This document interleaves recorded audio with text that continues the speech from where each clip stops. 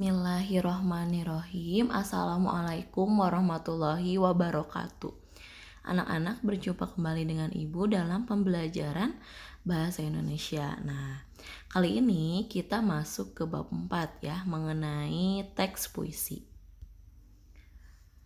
Lihat nih, di sini ada contoh puisi yang berjudul Hujan Bulan Juni yang ditulis oleh Djoko Darmono. Nanti kalian boleh baca ya, seperti apa puisinya.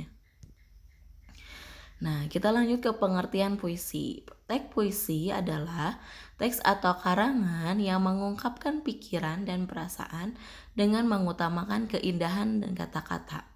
Dalam puisi, kita dapat mengungkapkan berbagai hal seperti kerinduan, kegelisahan, atau pengagungan yang kamu ungkapkan dalam bahasa yang indah. Hanya saja, kamu jarang menyadarinya bahwa itu adalah puisi. Nah, jadi kalau ketika kalian sedang menulis, misalnya sedang bahagia gitu ya, sedang sedih, terus dibuat sebuah kata-kata, nah itu secara tidak langsung kalian juga bisa membuat sebuah puisi gitu ya. Nah, kita lihat unsur-unsur puisi. Ada berapa ya? Ada 4. Yang pertama ada majas dan irama. Kedua, penggunaan kata-kata konotasi. Ketiga, kata-kata berlambang. Dan keempat, pengimajinasian dalam puisi. Kita bahas ya satu-satu. Yang pertama, majas dan irama. Majas adalah bahasa kias yang dipergunakan untuk menciptakan kesan tertentu bagi penyimak atau pembacanya. Nah, untuk menimbulkan kesan-kesan tersebut, bahasa yang dipergunakan berupa perbandingan, pertentangan, perulangan, dan perumpamaan. Majas yang biasanya digunakan adalah majas misalnya personifikasi, majas paralisme, majas metafora, majas hiperbola, dan majas perumpamaan. Yang kedua ada irama. Irama adalah alunan bunyi yang teratur dan berulang-ulang. Irama berfungsi untuk memberi jiwa pada kata-kata dalam sebuah puisi, yang pada akhirnya dapat membangkitkan emosi tertentu seperti sedih, kecewa, marah, rindu, dan bahagia. Jadi ketika kita membacakan sebuah puisi, nah misalnya puisinya bertema kesedihan, nah berarti kita iramanya harus sesuai ya dengan nada yang seperti apa sih orang yang sedang sedih gitu ya, seperti itu. Lalu selanjutnya penggunaan kata konotasi. Oh ya, untuk majas nanti akan Ibu khusus pembahasan ya, berbagai macam pengertian majas dan contoh-contohnya. Nanti di pertemuan nanti Ibu akan bahas. Nah, kita lanjut. Yang kedua yaitu penggunaan kata konotasi. Nah, kata konotasi adalah kata yang bermakna tidak sebenarnya.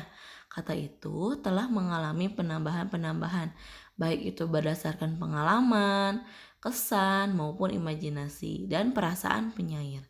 Kata-kata dalam puisi memang banyak menggunakan kata-kata bermakna konotatif. Kata-kata itu merupakan kiasan yang merupakan suatu perbandingan. Jadi kata konotasinya itu mempunyai arti bermakna. Jadi misalnya apa gitu ya, artinya apa.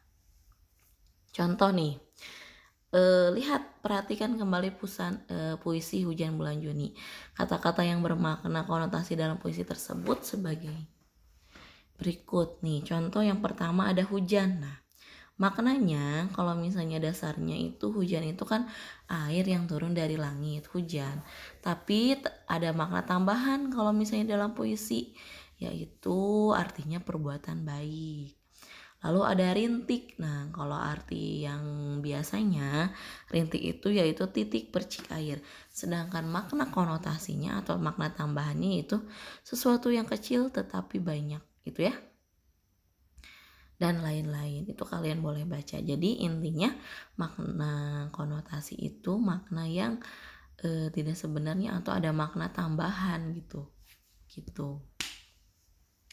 Nah, kita lihat juga di sini ada puisi yang berjudul Gadis Peminta-Minta. Nah, maksudnya kenapa sih seorang gadis gitu ya harus meminta-minta? Nah, maksud dari puisi ini yaitu makna gadis kecil berkaleng kecil itu masih anak-anak tetapi mengalami kesengsaraan. Nah, kenapa ya? Nanti kalian boleh baca nih puisinya. Begitu. Oke, kita lanjut ke ketiga unsur-unsurnya, yaitu kata-kata berlambang. Apa sih kata-kata berlambang itu? Nah, kata-kata berlambang, lambang atau simbol adalah sesuatu seperti gambar, tanda, ataupun kata yang menyatakan maksud tertentu. Misalnya, rantai dan padi kapas adalah gambar Garuda Pancasila. Tunas kelapa sebagai lambang pramuka. Lambang-lambang itu menyatakan arti tertentu yang bisa dipahami umum. Atau misalnya dalam kata-kata dalam puisi seperti kata putih yang melambangkan kesucian atau kebersihan, bunga yang melambangkan kecantikan gitu ya, api yang melambangkan kemarahan, dan baja yang melambangkan kekuatan atau ketangguhan. Jadi ketika di dalam puisi juga terdapat kan ada kata-kata berlambang gitu. Nah, itu mempunyai arti gitu ya. Selanjutnya ada pengimajinasian dalam puisi. Pengimajinasian dalam puisi adalah kata atau susunan kata yang dapat menimbulkan hayalan atau imajinasi dengan daya imajinasi tersebut. Nah, jadi pembaca seolah-olah merasakan, mendengar atau melihat sesuatu yang diungkapkan penyair.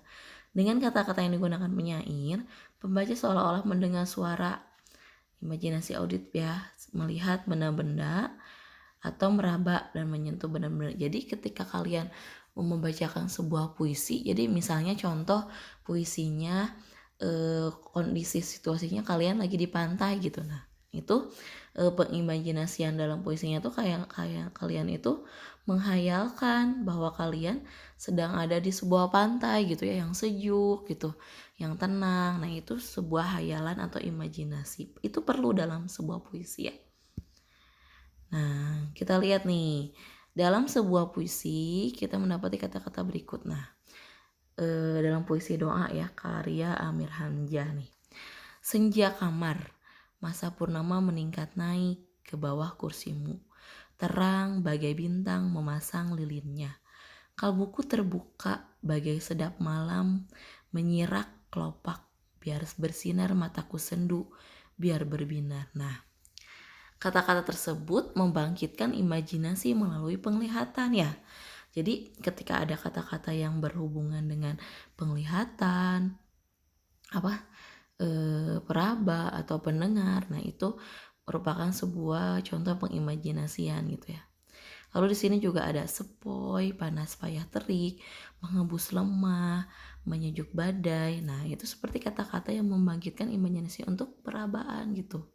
Lalu gelaku rayu. Nah, membagikan imajinasi melalui pendengaran. Jadi jelas ya, sebuah puisi juga terdapat beberapa imajinasi mulai penglihatan, perabaan, dan pendengaran. Selesai anak-anak tadi ya, unsur-unsur dalam sebuah puisi. Ada tadi apa saja? Ada makna konotasi, ada majas dan irama, terus pengimajinasian, lalu apalagi tadi yang ketiga? Itu ya anak-anak, silahkan ditulis materinya. Lalu kalian kerjakan tugasnya kegiatan 4.1 bagian A dan kegiatan 4.2 bagian A dan B. Terima kasih. Tetap jaga kesehatan. Insya Allah nanti kita bertemu di kelas kalau tidak ada yang dipahami. Wassalamualaikum warahmatullahi wabarakatuh.